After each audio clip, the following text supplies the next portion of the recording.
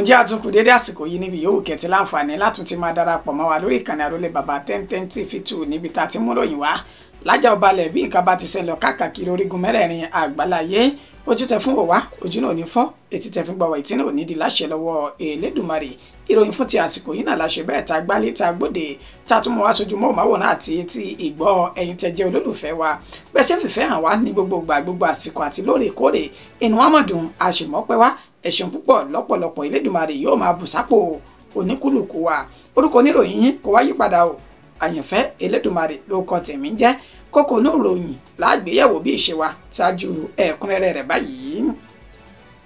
Ìjọba ìpínlẹ̀ Èkó ti gbé àgádágodo ńlá ti ilé ìwé alákọ̀ọ́bẹ̀rẹ̀ kan níbi tí ọmọ ọdún méjì tó ti ṣe bẹ́ẹ̀ kú sínú swimming pool ní ìpínlẹ̀ Èkó ọ̀hún.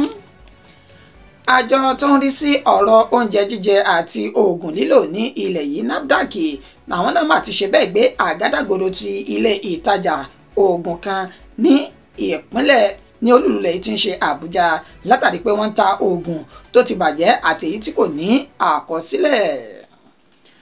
Ní ìpínlẹ̀ Èkó ọwọ́ bá ọmọ líle kan tó ṣe ìgbọ̀nsẹ̀ sórí afárá táwọn ẹlẹ́sẹ̀ ń gbà kọjá náà bá ṣe bẹ́ẹ̀ fi ìbáwí tẹ́ lọ́rùn.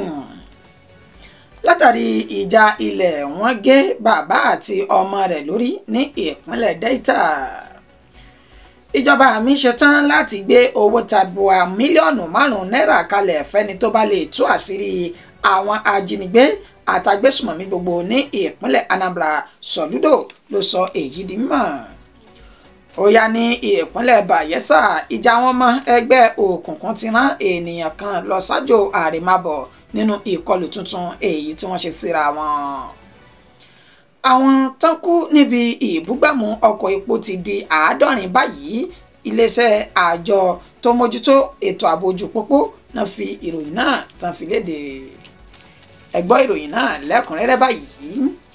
Ìjọba ìpínlẹ̀ Èkó ti gbé àgádágodo ńlá ti ilé ìwé alákọ̀ọ́bẹ̀rẹ̀ kan níbi tí ọmọ ọdún méjì kan ti ṣe bẹ́ẹ̀ kú sínú swimming pool. Gẹ́gẹ́ bí a ṣe mú ìròyìn náà wá fún alánà òde yìí nínú ibi tí arábìnrin tó jẹ́ ìyá ọmọ èyí tí ó porúkọ ara rẹ̀ ní Ella tó ti fi sójú òpó ayélujára Twitter rẹ̀ ti ìyún X tó a mọ̀ sí Twitter tẹ́lẹ̀ níbi tó ti sọ dímọ̀ wípé ní ilé ìwé tó pè ní Smiley Kids Montessori èyí tó wà ní Heritage Place Estate ní Sàngótẹ̀dó tí ń ṣe ìpínlẹ̀ Èkó ibẹ̀ ni ọmọ ọdún méjì èyí tí ó porúkọ rẹ̀ ní Rafaela Ogbodo ló ti ṣe bẹ́ẹ̀ kú sínú swimming pool. Nínú àlàyé tí ìyá ọmọ náà tó ṣe ó sọ bímọ wípé ilé ìwé ọ̀hún ó ní wọ́n máa ń pa irọ́ wípé inú swimming pool ní ọmọ ọdún méjì náà ni ó kú sí nígbà tí àwọn ṣe àyẹ̀wò ọmọ ọ̀hún àwọn rí pé iná mọ̀nàmọ́ná ni ọmọ náà kọlù léyìí tó ṣekú pa ó ní swimming pool ọ̀hún ó ní wọ́n mọ̀ dí gàgà rẹ̀ tó jẹ́ wípé ọmọ kéékèèké wọn kò lè wọ inú rẹ̀ nígbà tí ọmọ ọ̀hún ṣe bẹ́ẹ̀ tó jáde láyé tán ó ní làwọn ni wọ́n lọ jù sínú swimming pool ọ̀hún láti fi lè parọ́ pé ọmọ ọ̀hún ló kú sínú alagbalúgbú omi inú swimming pool náà. Àmọ́ ṣá ìjọba ìpínlẹ̀ Èkó láwọn tán rí sí ètò ààbò àwọn olùgbébẹ̀ Lagos State Safety Commission pẹ̀lú àjọṣepọ̀ àjọ mínísírì ètò ẹ̀kọ́ ti ìpínlẹ̀ Èkó ni wọ́n ti sọ dímọ̀ wípé àwọn ti ṣe bẹ́ẹ̀ fi àgádágodo ńlá ti ilé ìwé alákọ̀ọ́bẹ̀rẹ̀ ọ̀hún látàrí pé kí ìwádìí àwọn kó lè mọ́yán lórí lásìkò tí àwọn ṣe ìwádìí yìí nípa ikú tó pa ọmọ ọdún méjì náà. Ẹni tó jẹ́ ọ̀gá àgbà fún àjọ ọ̀hún Lánre Mojọlá ó mà fi ìdí ìròyìn náà múlẹ̀ lójú òpó ayélujára X rẹ̀ níbi tó ti ṣe ní àlàyé síbẹ̀. Bẹ́ẹ̀ náà ló sì rọ gbogbo àwọn tí wọ́n ní ilé ìwé káàkiri ìpínlẹ̀ Èkó wípé ẹ gbìyànjú kẹ́ ẹ máa tẹ̀lé àṣẹ àti ìlànà tó wà fáwọn oníléèwé nípa kí ètò ààbò àwọn ọmọ ilé ẹ̀kọ́ yín kí ó lè mọ́yán lórí dáadáa. Àwọn ti iléèwé eléyìí pa báyìí o níbi táwọn ti ń ṣe ìwádìí lórí ọ̀rọ̀ ikú ọmọ ọdún méjì tó ṣe bẹ́ẹ̀ dán ní ó kú sínú alagbalúgbó omi swimming pool. Àjọ tó ń rí sí ọ̀rọ̀ oúnjẹ jíjẹ àti oògùn lílò ní ilẹ̀ yìí NAFDAC náà ti ṣe bẹ́ẹ̀ ti fi àgádágodo ti ilé ìtajà kan ní olúlulẹ̀ tí ń ṣe Àbújá látàrí wípé àwọn ilé ìtajà tí wọ́n ti ń ta oògùn náà ni wọ́n ń ta oògùn tó ti bàjẹ́ àti èyí tí kò ní àkọsílẹ̀ ní iléeṣẹ́ NAFDAC ọ̀hún.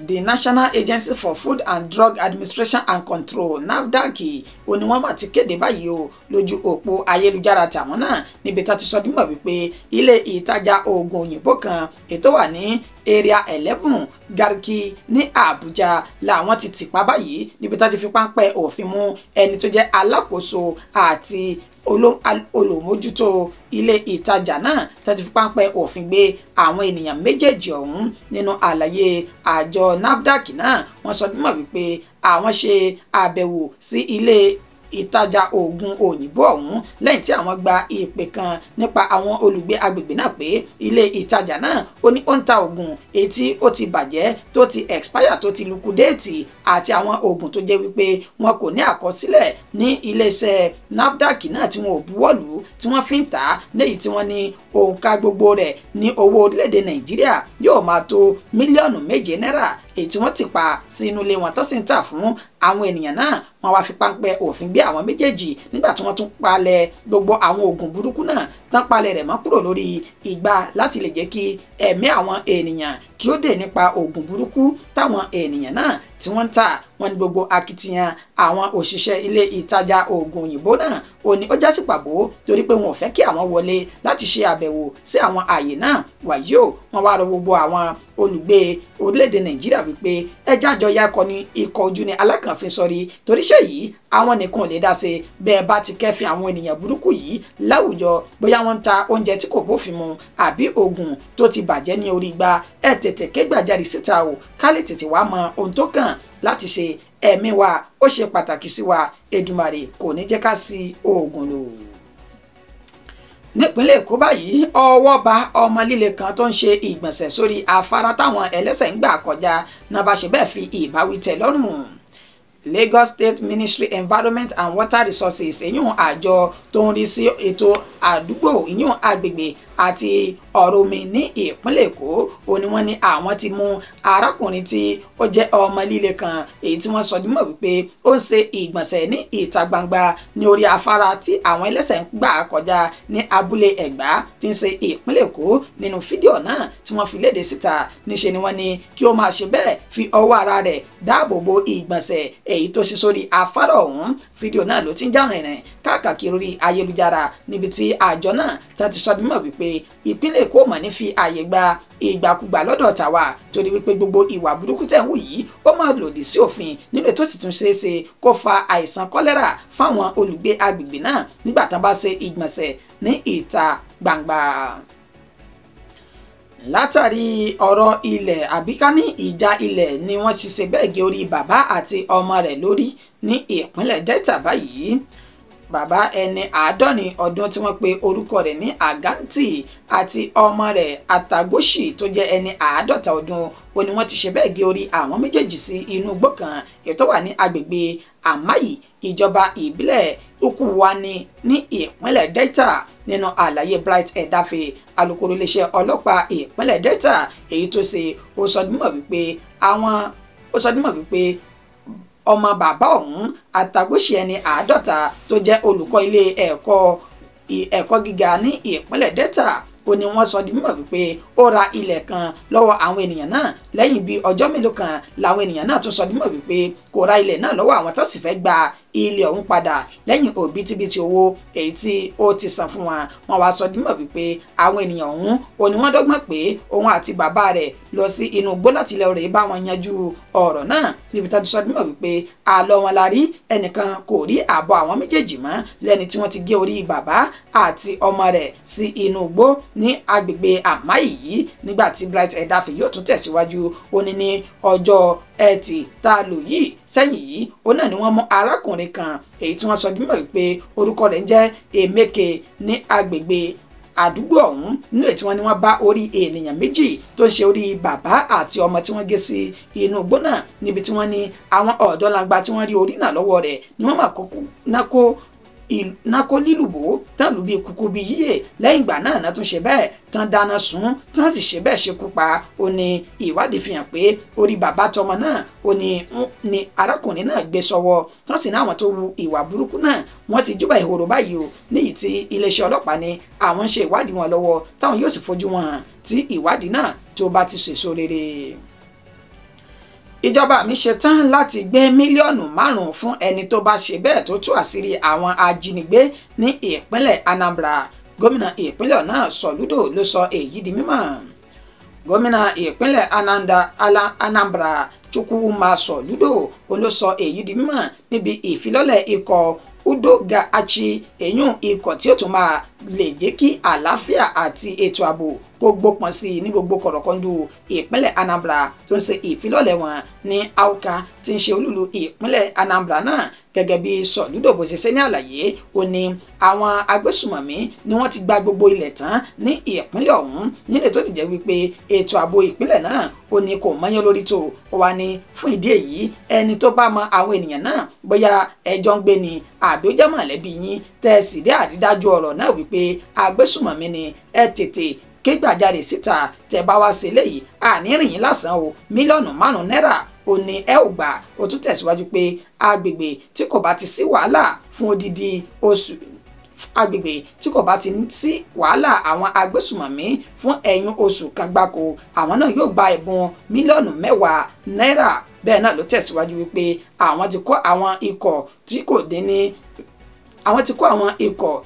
ní 2,000 àwọn ènìyàn nínú ikọ̀ agbófinró ìpínlẹ̀ Anambra tọmọ ogun ilẹ̀ yìí àti àwọn ikọ̀ míì tó jẹ́ ti ìbílẹ̀ nílò tí wọ́n ti tú wọn síta báyìí o láti lè máa jẹ́ kí ètò ààbò tó péye kó wà ní ìpínlẹ̀ Anambra. Bẹ́ẹ̀ náà ló tún ní ọkọ̀ pàtírò èyí tó jẹ́ 200 làwọn tó ti gbé kalẹ̀ láti lè jẹ́ kí ètò ààbò náà tún kó lè gbé pọn sí náà ní gbogbo akitiyan èyí tí àwọn ṣe yìí. Ó ní gbogbo ìwà ìjínigbé, ìdigunjalè, ẹgbẹ́ òkùnkùn àti bẹ́ẹ̀ bẹ́ẹ̀ lọ ó gbọ́dọ̀ wá sópin ní ìpínlẹ̀ Anambra. Fún ìdí èyí àwọn kò ní fi ọwọ́ hẹ̀rẹ̀hẹ̀rẹ̀ mú ọ̀rọ̀ ètò ààbò àwọn o.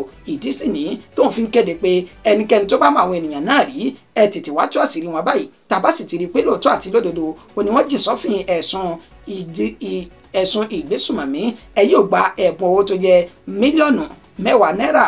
Ó sì tún rọ gbogbo àwọn oníṣẹ́ burúkú náà tán wà ní inú igbó wípé ẹ jáde síta ẹ wá bá wa báyìí lásìkò ká gbà yín tọwọ́ tẹsẹ̀ bí ọmọ ká sì ṣe àforíjìn gbogbo ẹ̀ṣẹ̀ tẹ́ ti ń ṣẹ̀. Ó ní ṣùgbọ́n tẹ́ ẹ bá kọ̀ tẹ́ ẹ jáde síta tọwọ́ bá fi lè bà yín ìtọ́jú yín bá rí ẹ faramọ́. Fídíò náà rèé ẹgbẹ́kùnrẹ́rẹ́ ìròyìn látẹnu Oníkàn fúnra rẹ̀. A partnership of the church and traditional institutions and town unions might aid the process. For whistleblowers, anyone that gives us credible information that leads to the arrest of any kidnapper, or information that leads to rounding up of criminals in a camp, will be paid a bounty. We will pay them. If you take us to this camp, give us information, point to the guy who is it, and we grab him and we interrogate and find out that it is true. We will pay you a bound, we will pay you for the information, for your assistance, up to a maximum of 5 million, depending on the type of the criminal. Depending on the class of the criminal, we'll pay you. Point to the man, show us the guy, we'll come and pick him up.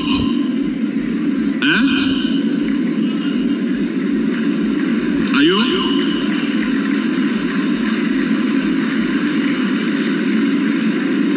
So, if anyone is there, if anyone is your neighbor, just wink at the person, we'll come and pick him up, and you have something to go home with.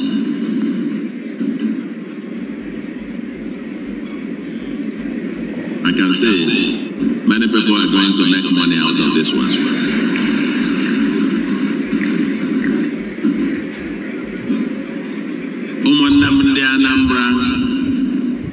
Before we conclude, let me reiterate our extension of hand of friendship and amnesty to kidnappers, cultists, drug dealers, and other categories of criminals to surrender themselves with their weapons, and our government will ensure that they are rehabilitated and empowered to become productive citizens.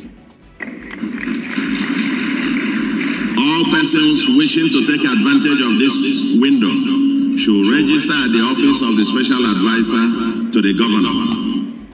As I announced last month, this window remains open until February 28, 2025.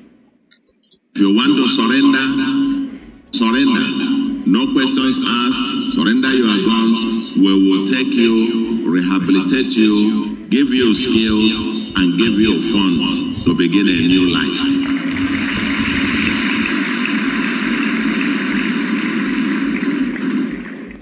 I want to remind our youths who are in the bush that there is nobody who has lived a long life by living off arms and criminality. Nobody. Because those who kill with a gun also do what? Die with a gun. It's an end game. It takes you nowhere. It's short and it will end. Now you have a window of opportunity. Come out. We will help to reintegrate you into the society. But where you refuse, stay there. We are coming.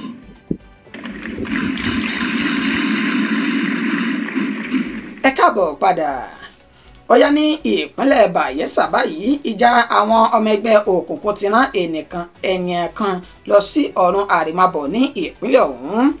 Lágbègbè tó pè ní Amarata Yanangwa ní olúlu ìpínlẹ̀ Bayelsa ó ní ìṣẹ̀lẹ̀ náà ti ṣẹlẹ̀ pẹ̀lú bá ti sọ dímọ̀ wípé arákùnrin tó pe orúkọ rẹ̀ ní Frankie tí ọ̀pọ̀lọpọ̀ ènìyàn mọ̀ sí Akimau ó ní àwọn ẹlẹ́gbẹ́ òkùnkùn náà ṣe bẹ́ẹ̀ tán yìnbọn lù lápá ṣùgbọ́n gbà tí wọ́n ní kò kú náà tún ṣe bẹ́ẹ̀ wọ́n tún ṣe bẹ́ẹ̀ wọ́ lọ sí kọ̀rọ̀ iyàrá kan níbi tí wọ́n ti fi bẹ́ẹ̀ yin ìbọn lù ní agbárí tó sì gbẹ̀mí ní ẹnu arákùnrin ọ̀hún nínú àlàyé tí àwọn olùgbé agbègbè náà ṣe.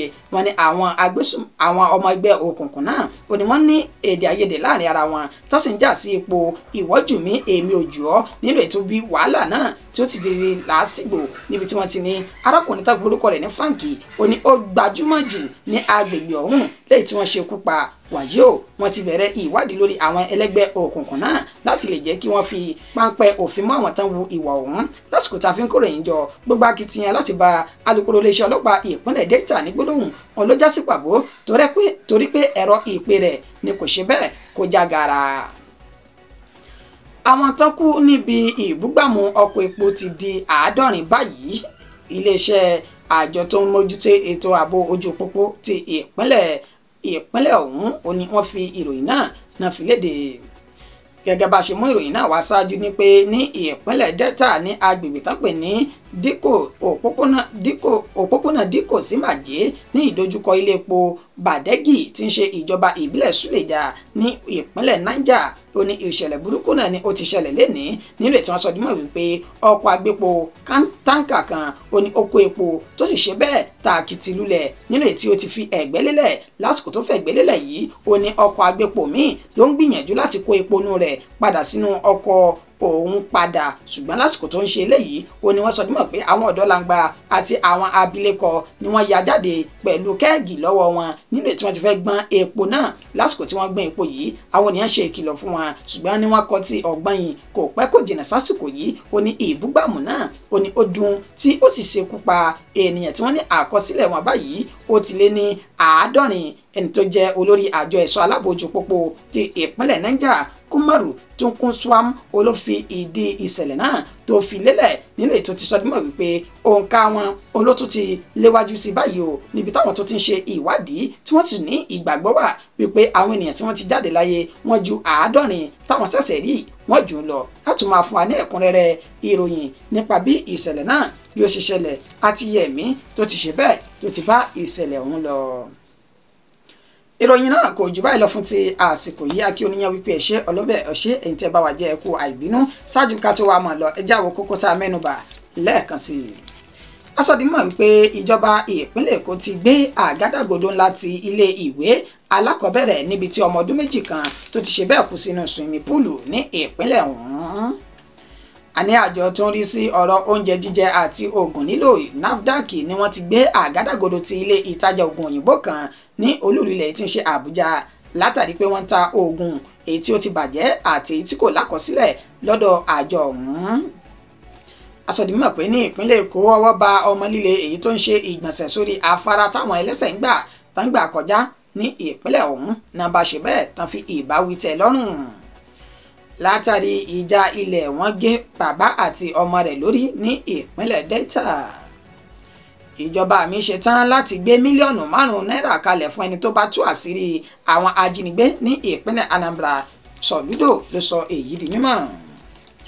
Àní ní ìpínlẹ̀ Bayelsa ìjà àwọn ọmọ ẹgbẹ́ òkùnkùn ló ti rán ẹnìkan lọ sí àjò àrèmábọ̀ látàrí ìkọlù táwọn ẹgbẹ́ òkùnkùn náà tán ṣe síra wọn. Ní parí, àwọn tán kú níbi ìbúgbàmù ọkọ̀ epo ti di 70 báyìí. Olórí àjọ ẹ̀ṣọ́ aláàbò ojú pópó ti ìpínlẹ̀ Niger ló fi ìdí ìròyìn náà múlẹ̀. Ǹjẹ́ títí dìgbà tá tún padà máa fún wa ní ìròyìn míì, aburú kéré ó tóbi, kò ní ṣe mí kò ní ṣẹ̀yìn tẹ́ jẹ́ olólùfẹ́ wa lórí ìkànnì náà. Ó dàárọ̀ o, oorun ayọ̀ báyìí òun la ó sùn.